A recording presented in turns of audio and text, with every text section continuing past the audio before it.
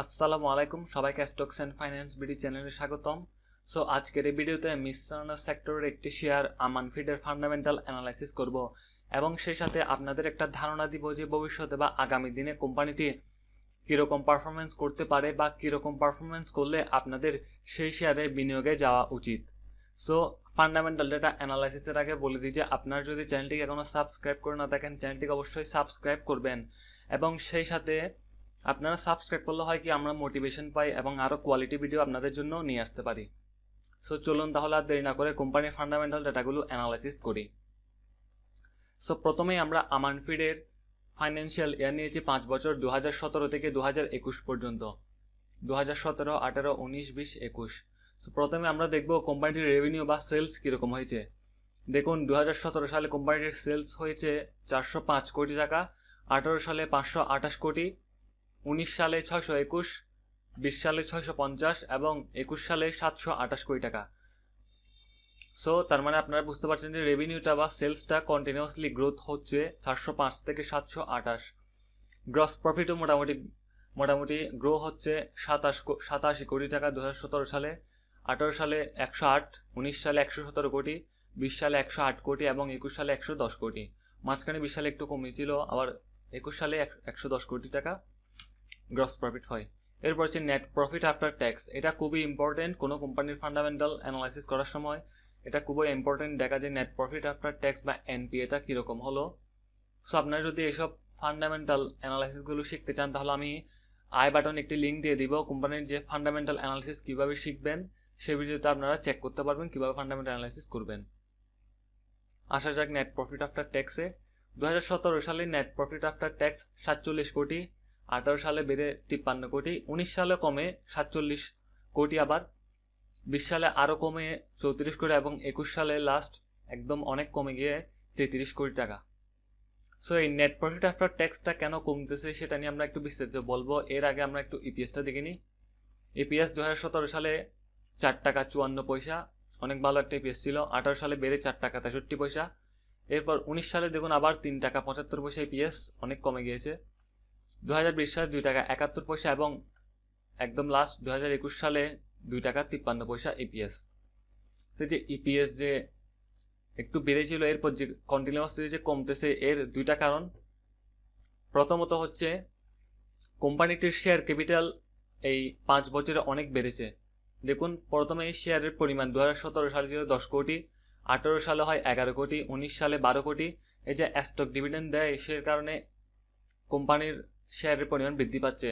20 সালে কোনো stock dividend দেওয়া নেই, তাই 12 কোটি থেকে রয়ে গেছে। 21 সালে আসে আবার 13 কোটি। সো আমরা ইপিএসটা এই যে প্রথম কারণ বলছিলাম ইপিএস কমার, সেটা হচ্ছে শেয়ার ক্যাপিটাল। দ্বিতীয় কারণ হচ্ছে আমাদের নেট প্রফিট আফটার ট্যাক্স। দেখুন নেট প্রফিট আফটার ট্যাক্সও কমতেছে, এদিকে আবার শেয়ারের পরিমাণও বাড়তেছে। সো এই যে ইপিএসটা আমরা পাই কীরকম? নেট প্রফিট আফটার ট্যাক্সকে আমরা যখন শেয়ার ক্যাপিটাল দ্বারা ভাগ করি, এটাকে যখন আমরা শেয়ার ক্যাপিটাল দ্বারা ভাগ করি আমরা ইপিএসটা পাই। সো এক্ষেত্রে হচ্ছে কি শেয়ারের পরিমাণ বাড়তেছে, সেই সাথে যদি নেট প্রফিটও বাড়তো তাহলে আমাদের ইপিএসটা ভালো আসতো। কিন্তু এখানে শেয়ারের পরিমাণ বাড়তেছে কিন্তু উল্টা নেট প্রফিটের আফটার ট্যাক্সের পরিমাণ আরও কমতেছে, যার কারণে ইপিএসটা গ্রো হচ্ছে না। ইপিএসের ক্ষেত্রে এটা প্রভাব ফেলতেছে। সো এখানে দুইটাই আমাদের নেগেটিভ হচ্ছে। এক হতো যদি আপনারা দেখেন যে নেট প্রফিট আফটার ট্যাক্স ধরেন 33 কোটি এবং শেয়ারের পরিমাণ যদি না বাড়তো, 10 কোটি শেয়ার থাকতো এবং 33 কোটি টাকা নেট প্রফিট আফটার ট্যাক্স হতো, তাহলে দেখুন আমরা আজকে 3 টাকা প্লাস ইপিএস পেতাম 2021 সালে। এবং ঠিক সেম আমরা এই যে 2020 সালে 34 কোটি টাকা আমরা যে প্রফিট করেছিলাম সেক্ষেত্রে আমরা 3 টাকা প্লাস ইপিএস পেতাম। আবার 2019 সালেও যদি শেয়ারের পরিমাণ সেম থাকতো তার 4 টাকা প্লাস আমরা ইপিএস পেতাম। মানে ইপিএস এর ধারাবাহিকতাটা বজায় থাকতো, যে ইপিএসটা আমরা কন্টিনিউয়াসলি একটা ভালো ইপিএস পেতাম, যার ফলে আমরা একটা ভালো লভ্যাংশ পেতাম যে কোম্পানিটি ভালো লাভ করতো। কিন্তু এখানে যে শেয়ার ক্যাপিটাল সেটা বাড়ার কারণে সেটা আর হচ্ছে না, ইপিএসও প্রভাব ফেলতেছে, সেই সাথে নেট প্রফিট আফটার ট্যাক্সও কমতেছে। সো এই নেট প্রফিট আফটার ট্যাক্স যে কমতেছে সেই জন্য আমরা একটু কোম্পানির অ্যানুয়াল রিপোর্টে যাব। কোম্পানির অ্যানুয়াল রিপোর্ট দেখুন, এটা 2021 সালের রিপোর্ট। যে দেখুন সেলস 2020 সালে 650 কোটি এবং 2021 সালে 728 কোটি। সো এটা মেন ফ্যাক্টর না, আমাদের হচ্ছে দেখা জরুরি যে কস্ট কীরকম হচ্ছে। কোম্পানির কস্টের কারণে মূলত যে এই নেট প্রফিট আফটার ট্যাক্সটা কমতেছে। প্রথমে এখানে দেখুন যে আমি একটা কালার নিয়ে নিই, রেড কালার। এই যে দেখুন কস্ট অফ সেলস আছে, এখানে administrative expense, selling and distribution expense, বিভিন্ন ধরনের এক্সপেন্স রয়েছে। কিন্তু এটা দেখুন প্রভিশন ফর ক্রেডিট লস, এই লসটা 2021 সালে প্রথম হয়েছে। এটা একদম বড় একটা অ্যামাউন্ট, 9 কোটি টাকার একটা প্রভিশন ফর ক্রেডিট লস হয়েছে। দেখুন এই লসটা কিন্তু 2020 সালে নাই। সেসাথে আমরা যদি 2019 সালের অ্যানুয়াল রিপোর্টটা দেখি, দেখুন এখানেও কোনো ধরনের প্রভিশন ফর ক্রেডিট লস, কোনো ধরনের লস নাই, এই ধরনের কোনো কস্ট নাই। দেখুন sales, cost of sales, administrative expense, selling and distribution expense, financial expense, other income. এখানে দেখুন ফাইন্যান্সিয়াল এক্সপেন্স, এরপর প্রভিশন ফর ক্রেডিট লস, এরপর আদার ইনকাম। সো এই লসটা 2017 থেকে 2021 সালের মধ্যে নেই। এটা একটা বড় লস। এই লসটা যদি না হতো তাহলে আমরা কোম্পানির যে প্রফিট সেটা আরও একটু বেশি হতো বলে আমি মনে করি। যে এখন 33 কোটি টাকা, এটা থেকে 9 কোটি থেকে ট্যাক্স বাদ দিয়ে আমরা 41 কোটি টাকা plus net profit after tax পেতাম। সেক্ষেত্রে এই লসটা কি আপনার যদি জেনে না থাকেন তাহলে আপনার সংক্ষেপ একটু যদি বলে দিই, তাহলে এই লসটা মানে হচ্ছে যে কোম্পানি ধরুন কোম্পানি এক্স এর 1000 কোটি টাকার যে সেলস হয়েছে, সেখান থেকে 1000 কোটি টাকা মনে করুন ডেবিট ব্যালেন্স আছে, সেখান থেকে 200 কোটি টাকা ধরুন যে নগদে রূপান্তরিত হবে না বলে ধরা হচ্ছে, বা ক্যাশ হবে না বলে বছরের শেষে, যে আমাদের যে জুন এন্ডিং, আমান ফিড তো জুনে এন্ড, বছর শেষ। সো সেক্ষেত্রে যে 200 কোটি টাকা ধরুন যে নগদে রূপান্তরিত হবে না বলে ধরে নেওয়া হচ্ছে, যেটা একটা ব্যাড ডেপ্টের কারণে। সো এক্ষেত্রে এই যে অসংগ্রহযোগ্য ব্যয়, সেটাকে আমাদের অ্যাকাউন্টিংয়ের নিয়ম অনুযায়ী ইনকাম স্টেটমেন্টে ব্যয় হিসেবে দেখাতে হয়, কিন্তু পরের বছর জুনে সেটাকে ক্রেডিট ব্যালেন্স হিসেবে দেখানো হবে। সো এক্ষেত্রে এটাকে কারেন্ট যে লাইবিলিটি সেটা সেখানেও দেখানো হয়েছে। দেখুন প্রভিশন ফর ক্রেডিট লস,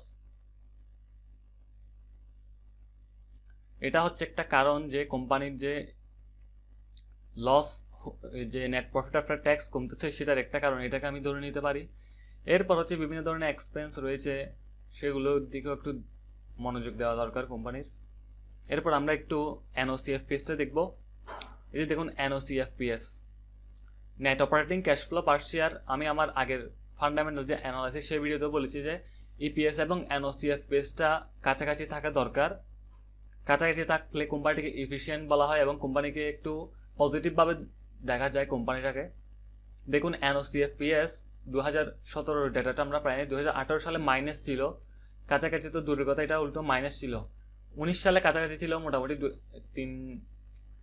3 টাকা 75 পয়সা এবং 4 টাকা 94 পয়সা।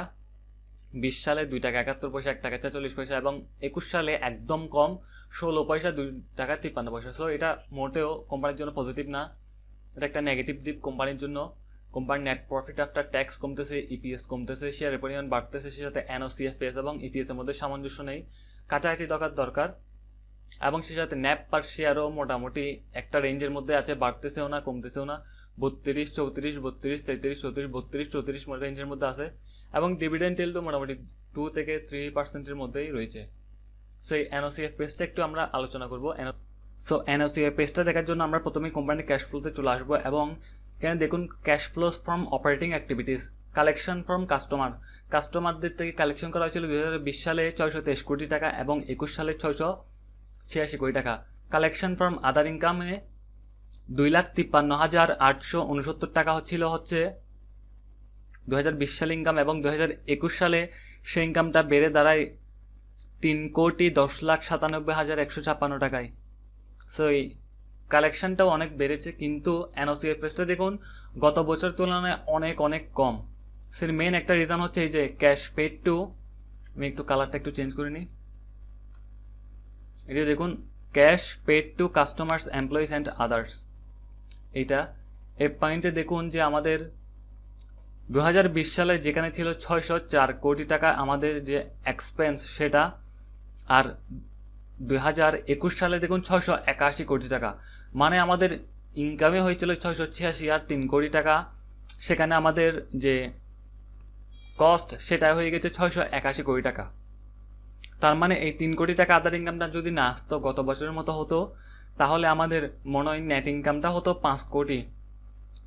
সেখানে আদার ইনকামের কারণে এটা এখানে 8 কোটি টাকা হয়েছে। এবং সেক্ষেত্রে ইনকাম ট্যাক্সও গত বছর তুলনায় অনেক বেশি, যেখানে গত বছর ছিল 1 কোটি টাকা আমাদের ইনকাম ট্যাক্স, সেখানে এবছর 6 কোটি টাকা ইনকাম ট্যাক্স পে করতে হয়েছে, যার কারণে কোম্পানির যে ফাইন্যান্সিয়াল সেটা অনেক ইফেক্ট করেছে।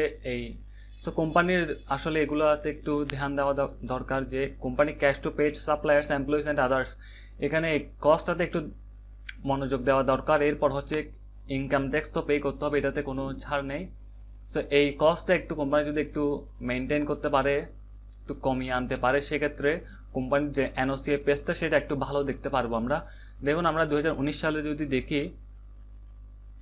দেখুন এখানে এনওসিএফপিএসটা অনেক একটা ভালো এনওসিএফপিএস পেয়েছিলাম 19 সালে, যে 4 টাকা 94 পয়সা। এখানেও দেখুন cash paid to suppliers and employees 596 কোটি টাকা আমাদের কালেকশন হয়েছিল, এবং সেখান থেকে আমাদের যে cash paid to suppliers employees সেখানে হয়েছিল মাত্র 529 কোটি টাকা, মানে আরও 67 কোটি টাকা আমাদের ক্যাশ জেনারেট হয়েছিল। সো সেক্ষেত্রে আমরা একটা ভালো এনওসিএফপিএস পেয়েছিলাম।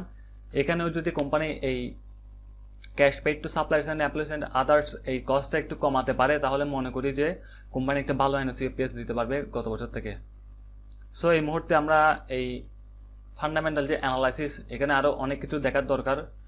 Return on equity, CAGR, return on assets, সেগুলো আমরা দেখছি না। কারণ হচ্ছে কোম্পানির যদি সেলস গ্রো আছে, কিন্তু কোম্পানির সেলসের সাথে যদি আমরা নেট প্রফিট আফটার ট্যাক্সটা গ্রো দেখতাম, ইপিএসটা যদি গ্রো থাকতো এবং ন্যাপ পার শেয়ারও যদি গ্রো থাকতো, তাহলে আমরা সেটা অবশ্যই দেখতাম। রিটার্ন অন ইকুইটি, সিএজিআর, যেহেতু এগুলো গ্রো নাই, সো সেক্ষেত্রে আমরা টাইমটা ওয়েস্ট করবো না।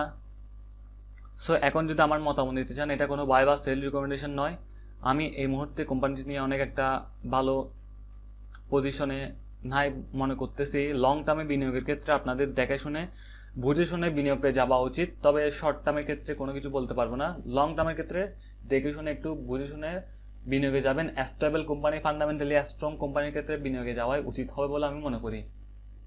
সো এই ছিল আজকের মতো ভিডিওটি। যদি আপনাদের ভালো লাগে থাকে অবশ্যই চ্যানেলটিকে সাবস্ক্রাইব করবেন।